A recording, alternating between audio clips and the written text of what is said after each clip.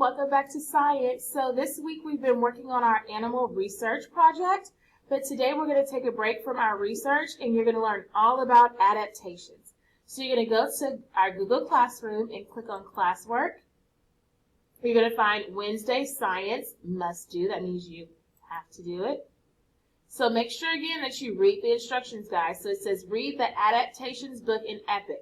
The link to the EPIC book is right here. Then complete the Flipgrid. So first you're going to read the adaptations book in EPIC. So you're going to click on the link.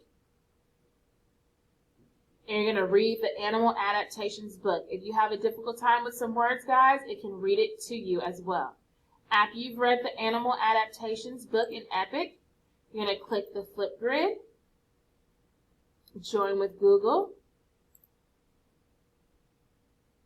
And it says create a video answering the questions below. So in your video, you're going to answer all three of these questions.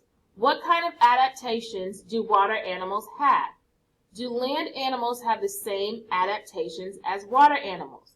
Why are adaptations important?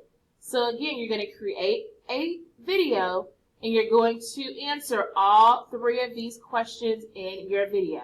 Once you've read the book in EPIC and you've created your Flipgrid video answering all three of these questions, you're going to go back to Google Classroom and you're going to turn in your Wednesday Science assignment.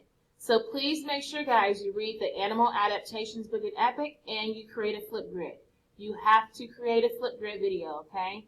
And make sure that you check and that you turned in all of your assignments for today. You've done your Wednesday check-in this morning. You completed your Reading Nearpod assignment and turned it in. You completed your writing assignment and turned it in. You completed your Nearpod math assignment and turned it in. And then make sure you complete Wednesday Science and turn it in. So you should have 1, 2, 3, 4, 5 assignments today that are turned in. I'll see y'all tomorrow. Bye.